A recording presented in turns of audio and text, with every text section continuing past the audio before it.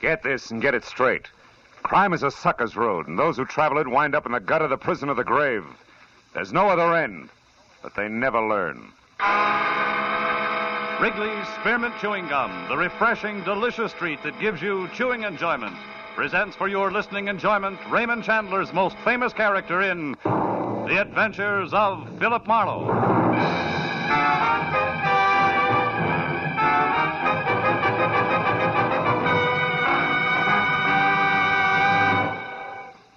To make every day more enjoyable, treat yourself often to refreshing, delicious Wrigley's Spearmint Chewing Gum. Here's a taste treat you can enjoy indoors, outdoors, at work, or at play. The cool, long-lasting mint flavor refreshes you. The smooth, steady chewing helps keep you fresh and alert. Adds enjoyment to whatever you're doing. Wrigley's Spearmint Chewing Gum. Healthful, refreshing, delicious. Now, with Gerald Moore, starred as Philip Marlowe, the makers of Wrigley's Spearmint Chewing Gum are glad to bring you tonight's exciting story, The Girl from Pitchfork Corners.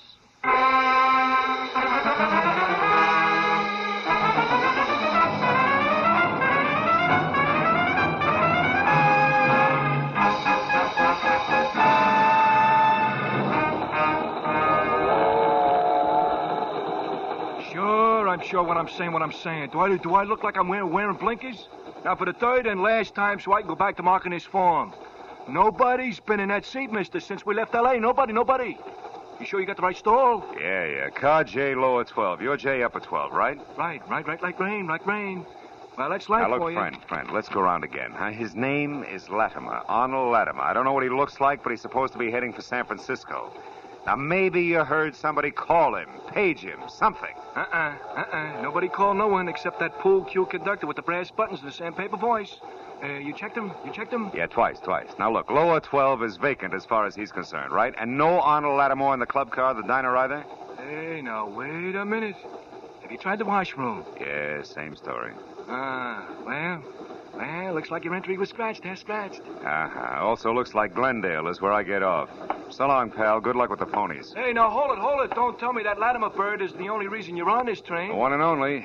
Look, if you run across a pony called Not on Hand, play it heavy, huh? Yeah, sure. But not the show. Not the show. Good night, friend.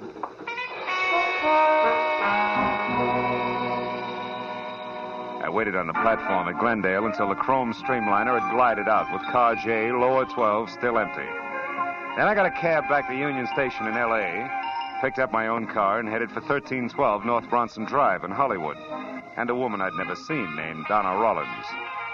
She had hired me by special delivery letter that afternoon, crisp $50 bill enclosed therein, to be sure that one Arnold Latimer was going where he'd said he was going. That had been my job. Well, the place on Bronson was the kind of imitation Mount Vernon architecture where Washington couldn't have slept a wink. The lady that answered the door was about as colonial as Bebop. Yet she was a full lap behind the other extreme known as glamorous Hollywood type.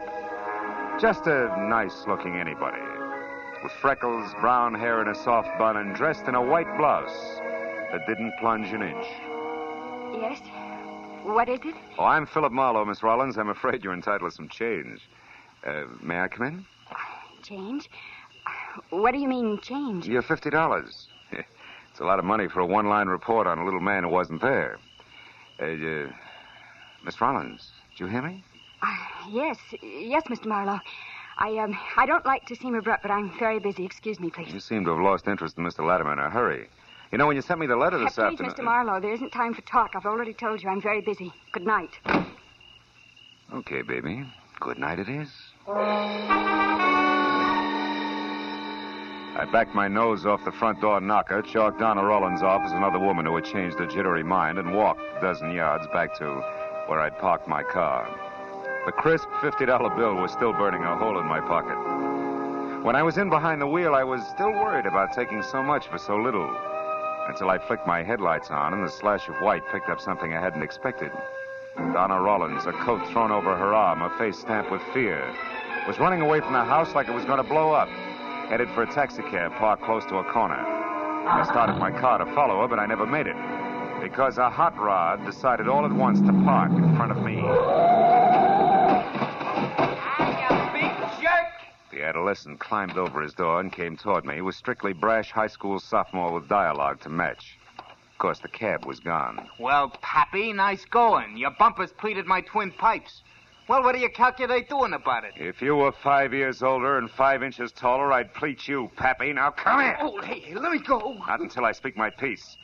You, Sonny, you're going to get those two cars apart in less than 2 minutes because I don't calculate on being gone any longer. Is that crystal clear? Yeah, sure, mister. Sure, I'll fix it up double quick, you'll see. I practically got it done now. Okay? I don't know. We'll talk about it again in 2 minutes. I had no idea what Donna Rollins had been running to or from. But the fact that she was gone while her front door was still open made her house the first place to check. I found the living room nothing more or less than I'd seen at my first peek.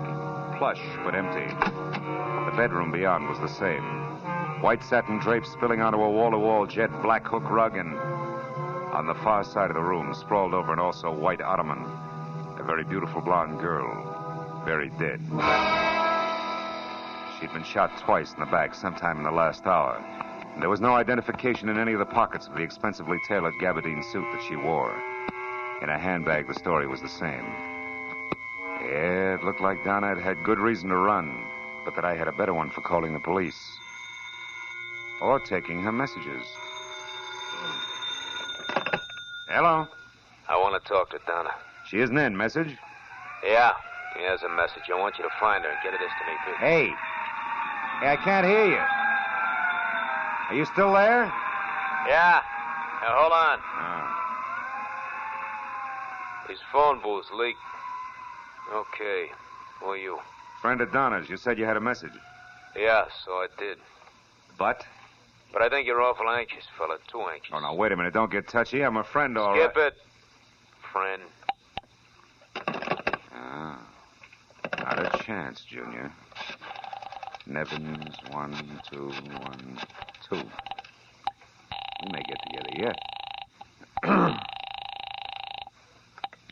Los Angeles City Building, Fire Department. Battalion Chief Kegler, please. One moment, sir. All right. Battalion Chief. Phil Marlowe, Keg. Oh, hi, Phil. Look, can you get me some dope in a big hurry? It's important. Oh, sure, Phil, name it. What firehouse went out on a call less than a minute ago? Can you look it up? Well, I don't have to. It's here on the board in front of me. Engine Company 5, Phil, San Fernando Valley. But it's only a small I brush don't fire. care about that, Keg. Where does Engine Company 5 live? Where in the valley? Can you give me that? Well, I think so, Phil. Seeing it was me own outfit for 14 years. The corner of Ventura Boulevard and Whitsett. But, Phil, what do you want to I'll call you later, Chief. We'll talk it over then, huh? Thanks. Goodbye. I was playing a long shot, but any kind of a lead on a deep freeze voice who had a message for a girl who left a corpse in her bedroom was worth checking. So for the time being, I skipped calling the police and left the place lights out, door closed but not locked. Then I found my car where the hot rod pilot had left it. Started for the San Fernando Valley in the firehouse called 5.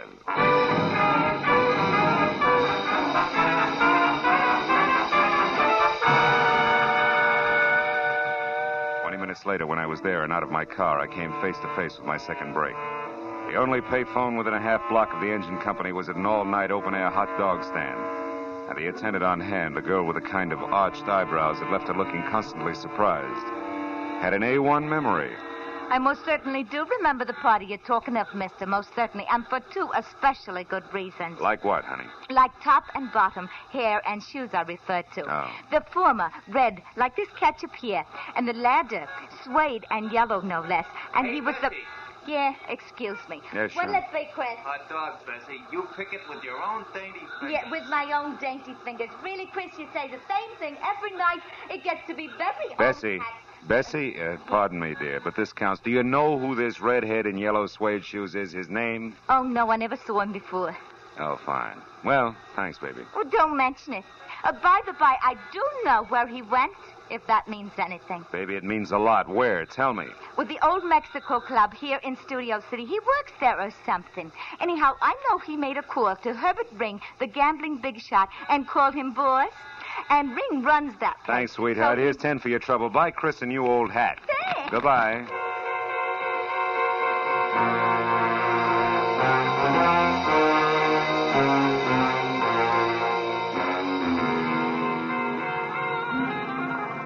The old old Mexico club was phony south of the border from authentic Latin American rumba team I'd seen billed as Mr. and Mrs. Buck and Wing a month ago at the policeman's ball, to a life-size painting of a bullfighter who had his cape thrown over the wrong shoulder. It was strictly second-rate all the way down and back up the line to the proprietor himself, Herbert Ring, an almost smooth, almost big bookmaker whom I knew slightly. I found him at a corner table, huddled over a glass of milk, listening hard to none other than the redhead with the gaily colored feet. When I stepped up to them, the conversation broke off sharply. Well. Hi, Phil. What's new, boy? Oh, nothing much, Herb. Outside of a job I just landed. A girl named Donna Rollins. Donna Rollins? Quiet, Larry. Excuse us, won't you? Sit down, Phil, sit down. Mr. Marlowe, Larry. How are you? I'll be at the bar, boss. He's not so friendly, Phil. The evasive type, if you know what I mean. Yeah. Evasive like Arnold Latimer, maybe? Who's that, Phil? Now, listen, Herb, I'm trying it straight. Donna Rollins and you, what's the tie? I forget. Your angle? Right now, curiosity and a corpse, no more. Oh, somebody's dead, huh? Where? I forget. Round two, Herbie. Yeah. Okay, Phil, you got as much good sense as you have nerve. Thanks. I'll try it straight for a while. A certain party has me over the barrel. Tonight's the payoff. I plan on making it. That's all. Blackmail? And you're almost happy about it? Oh. Now, look, Herb, you don't expect Marlowe, me... You're thinking like an honest man. Now, turn it over. Huh? I'm stuck, so I pay. Once. Blackmail's your name for it. We call it smart money. And smart money's what we deal in. You follow? Almost. But this certain party, is it Donna Rollins? Marlowe, after what I said about your good sense... Oh, yeah. How straight can you get, huh? Leave it alone, Phil. Good night, boy. I watched them go as far as the bar and past Larry, who quietly fell in step behind without so much as the command heel. And when they both disappeared into a door marked private, I decided I'd had enough of old Mexico. I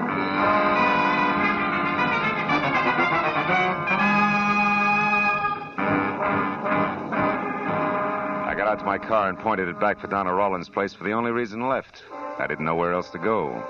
Half hour later, when I was there, I was glad it had played that way because number 1312 North Bronson was not dark as I'd left it, but lights on, front door wide open, radio going, and for a topper, a gentleman of maybe 35, in tweeds and a sunburn, mixing himself a drink. The evening paper open on a nearby coffee table. What? Good evening.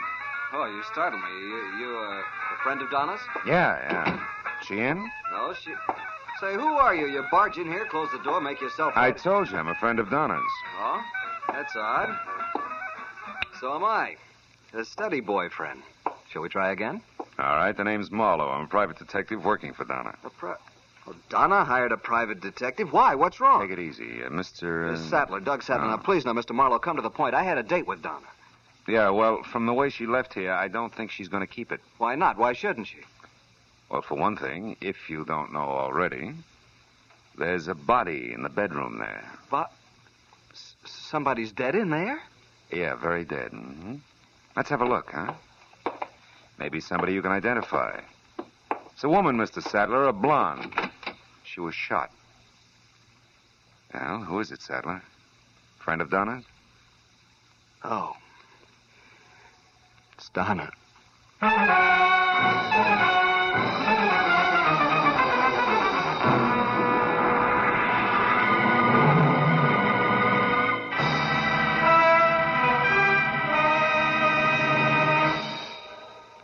To make every day more enjoyable, treat yourself often to refreshing, delicious Wrigley's Spearmint Chewing Gum.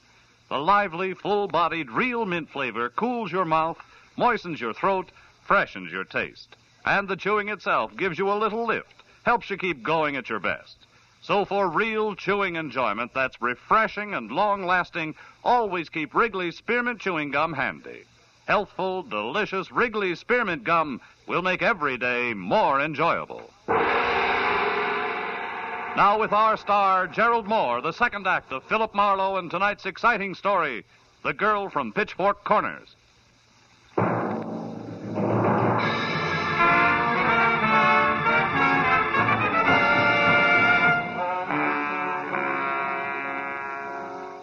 in the bedroom was no prettier than it had been when I'd first found it, only now it had a name. Donna Rollins, my client. And as Doug Sattler stared at it and repeated the name, his long hands began to twist each other and its forehead got sticky. I finally took him by the shoulder and turned him around, away from it. His glistening gray eyes avoided me and instead darted at the corners of the room frantically like a pair of scared mice looking for a place to hide. Donna dead like that? I just can't get it through my head. Why? Why? Well, let's try the easy ones first. Like who, huh? You mean you know who did this? Yeah, it's not exactly at the handcuff stage, Sattler, but I got a prospect. Come on, let's go in the other room. You can probably use a brace. Yeah, thanks. I need a drink. Yeah, I think it's a girl, a cute one with dark eyes and a double row of freckles across her nose. Freckles? Yeah, also she has brown hair and a bun and a mouth that probably liked to smile once. I wasn't doing much of that when I reported to her tonight. You reported to her. Now, wait a minute. That's impossible, Marlowe. Why? She was right here in the apartment. Furthermore, she said she was Donna Rollins. I can't understand this, any of it. Hey, wait a minute. Take it easy with that stuff. I said a brace, not a bottle. I need it. You see, I know the girl you've just described. Hmm? Her name's Beverly Cheskin. Cheskin? And a reason for killing, if she did? Jealousy. Maybe you better draw me a picture. She's a crazy, unreasonable kid from the sticks, Marlowe. From Pitchfork Corners, Kansas. From where? That's right, Pitchfork Corners. Oh. And the rest of it's just as fantastic. Well, what's the rest of the story? Last summer, my car broke down. I was stuck there for a week. Mm-hmm. She worked in the only drugstore in town. I was just about the first guy she'd ever seen in something beside a straw hat and overalls. She fell for me, and, well, I kind of let her on. You know how a fellow will. I should. I've been hearing the same story since I was in the third grade. It's the truth. Oh, sure. Rest of it, no doubt, goes right down the same cob. From sweet nothings to love letters sealed with a kiss. When you finally got around to breaking it to her gently about Donna, she wouldn't believe you, and before you knew it, she dropped everything, came to the big city, huh? Yeah, 2 days ago. Yeah. You make it all sound pretty silly. It's no sillier to me than that corpse in there. Okay. It's hard to believe she'd actually commit a murder, Marlowe. She does have a temper. And she's just pulled her life out by the roots. And you know what? They grow deep in places like Pitchfork Corners, city boy, or didn't you care? Of course I did. Crazy little fool. I tried to reason with her in my letters, Never mind. Let's get on to the sophisticated part, huh? About Donna and one Mr. Latimer, for instance. Latimer? Who's that? Oh. How about Donna and Herbert Ring? I don't know any Herbert Ring either. Mm-hmm. But Donna had a lot of business friends I didn't bother with. Why? Well, you should have. Doing business with Herb Ring means... Means what? That you have to be fast on your feet. What's that? What'd you pick up off the floor, Marlowe? An old envelope. I mistook her for neatness. Where's Beverly staying, Sattler? I don't know. She called me once, but she wouldn't tell me. I haven't seen her. Where'd she reach you? My hotel, the Greenwood Arms. Mm-hmm. Marlowe, what are we going to do? About Beverly, I mean. Right now, I'm going to try to find her. If you can stand it, Sattler, stay here. And stay sober.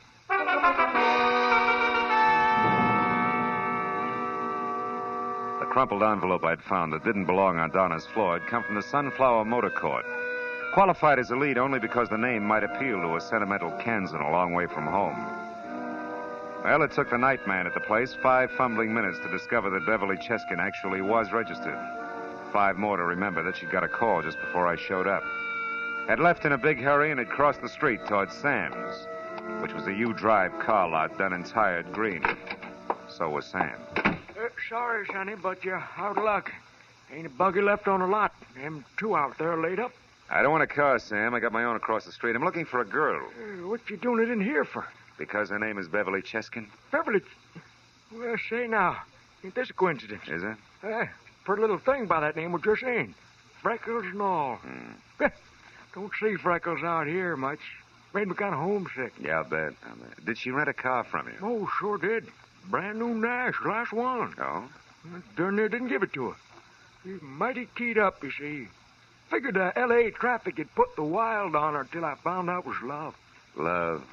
What do you mean? Why, she asked me what was the shortest way up to Vista Point. Don't you get it, son? I'll be very honest, not yet, no. Well, Vista's Mexican for view, senor. Point's just a hoot and holler east of the observatory. See the whole darn valley and all of L.A. from up there. Oh, that's where she's headed, huh? You sure? Well, I reckon. Most romantical spot around. Dangerous road, though, more ways than one. But you ain't kidding me. I'll let you know all about it. Well, not all, but I'm willing to find out. Thanks, Sammy. That's all right. Don't break your neck across the street, son, as you wait.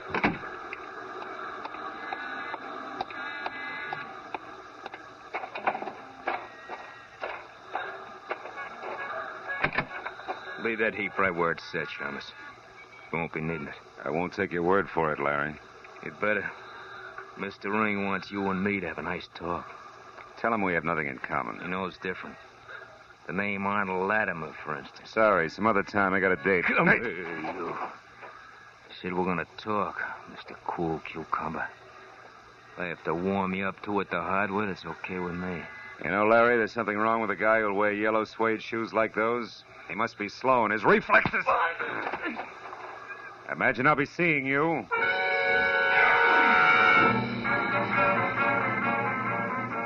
As I headed for Vista Point, two ugly facts stood out clearly. First, the only person Beverly Cheskin would rush off to Vista Point for was Doug Sattler. Second, he had to be a liar because he called her just as soon as my back was turned. And they both added up to the same thing, another corpse. The road up from the valley floor was a narrow strip of crumbling concrete as full of twists as a hurt worm. But near the top it leveled off in a series of ragged terraces, grossly overrated as a lover's rendezvous. I pulled off the road, hid my car near a scrub oak, and went the rest of the way up on foot. A cold wind lashed at the manzanita as I worked my way up to the crest. The half-moon played unpredictable tag with low clouds. So I followed the shadow of a stone wall out onto the jutting point, where the mountain fell away on three sides into a black gorge. Finally, I spotted them. Doug Sattler and the freckled kid from Pitchfork Corners, Beverly, standing close together at the edge of oblivion. I was in love with you, Doug. I still am. Doesn't my being here prove that? When you called me at the motel, I came up here as fast as I could, even though I knew what you'd done. Oh, Doug, why did you have to kill her? Why? Because she double-crossed me on a business deal. A blackmail deal, Beverly. Blackmail? That's right. Donna knew plenty about certain men in this town, big-timers who'd pay thousands or kill to keep others from finding out about them. Oh, Doug, how could you? Well, it was risky. I had to pose as somebody who didn't exist, a Mr. Arnold Latimer, and pretend that he was the one who had all the information. I demanded $50,000 from a guy named Ring and set Donna up as the go-between. Then, as Latimer, I was supposed to go to San Francisco on the train and wait for Donna to come with the money. But I'd have waited the rest of my life. She intended to keep it all for herself. But you killed her, Doug. Was it that important to you? You still don't get it, do you? I know now that there's no chance for us, for you and me. No chance at all, ever. I'm going through with the deal alone, Beverly. I'm going to get that money. But I've got to do something else first. I'd heard enough. You don't really think I reached for got my you up here 38 and just edged to look along at the wall lights toward out them to there. where I knew I couldn't miss. I made a mistake, Beverly. I dropped an envelope in Donna's place, and Marlowe found it. He knows I lied, but I can still say I did it to protect you. Protect me? What do you mean? He'll be up here eventually, but all he's going to find is a stupid kid from Pitchfork Corners who murdered a rival in a fit of jealousy and then couldn't face it and came I was counting on the wind to cover any noise, and it did. You see, it was a... That's why I was caught flat-footed when the shock came. Sattler lurched up on his toes and doubled over, clawing at his stomach. I crouched down as Herbert Ring stepped out of the brush across the clearing, a thin-barreled gun in his hand. Don't move, sister. Sattler had fallen face down on the ground. I started moving again as Ring rolled him over with his foot. He was dead. That's the only payoff Mr. Arnold Latimer gets for me. It's too bad you had to be here to see it made, sister, because I can't afford a witness. I'm sorry, I really am.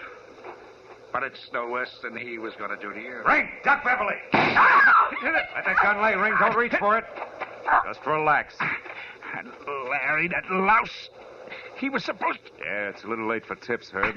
You should have hired a better class of help. Go fry your head. Nobody's perfect. Even you. Yeah, where'd I slip? Too much volume when I talked to Sam? Yeah, that's right, Loudmouth. I tagged you there, and listen. So you knew where to come, and you heard the rest of it up here, just like I did. Can you take it, Herb? It's not going to be easy getting it down this hill to a dock. Are you kidding, Shamus? I ain't moving any place.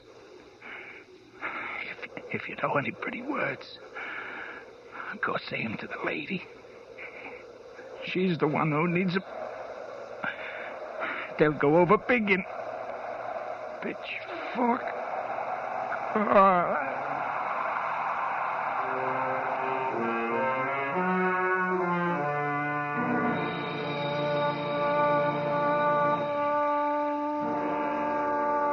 I couldn't think of any pretty words. Not then, anyway. I let her figure it all out for herself, and she was still at it when we got to police headquarters, where we told the whole story to homicide from start to finish. And finally, when a coroner's crew went up to Vista Point to take Sattler and Ring to the morgue, and a gaunt police secretary with calluses on her mind hammered out the reports, I went over to Beverly, the little country girl, who was looking through a dingy window at the dingy backyard of the city. Are they going to ask any more questions, Mr. Marlowe? No new ones. They've got it all. They just like to repeat to be sure it comes out the same each time. You can't blame them, you know. Well, they're not going to hold you. You can leave tomorrow and go home.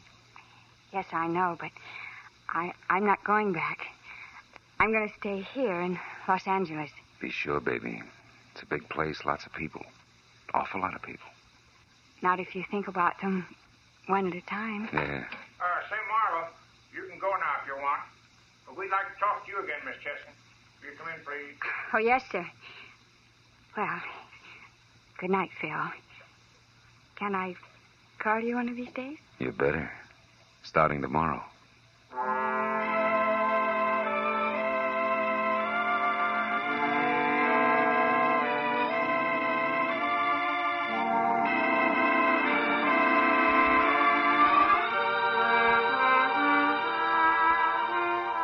She smiled. And the freckles on her nose all ran together. Yeah, it was a lovely sight, that nose. I watched her walk into the lieutenant's office, and then I went out, got in my car, and headed home. And as I drove, I thought about hepcats, hicks, and hayseeds. But as she suggested, one at a time. You know what? It worked. That way, there's no difference. They're all people. Yeah, I had a hunch I was going to be planning on that phone call tomorrow.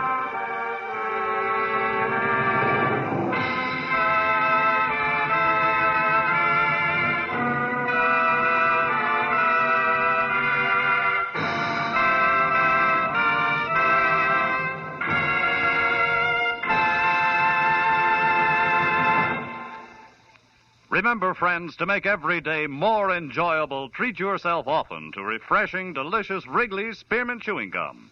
There's lots of cooling, real mint flavor in every stick. And chewing Wrigley's Spearmint helps keep you feeling fresh and alert. You feel better, work better, get more fun out of doing things. So indoors, outdoors, wherever you go, keep some healthful, refreshing Wrigley's Spearmint Chewing Gum handy. To make every day more enjoyable, treat yourself often to delicious Wrigley's Spearmint Chewing Gum.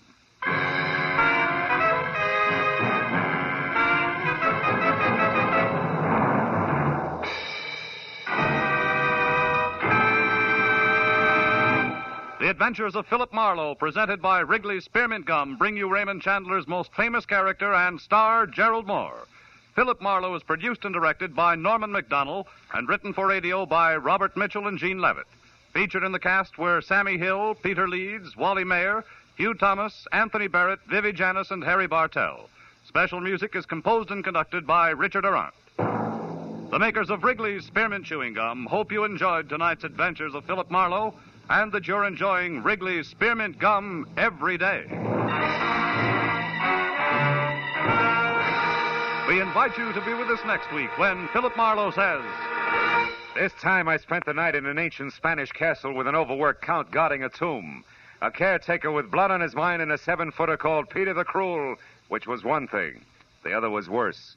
They all lived in the 16th century. Bob Stevenson speaking. This is CBS, the Columbia Broadcasting System.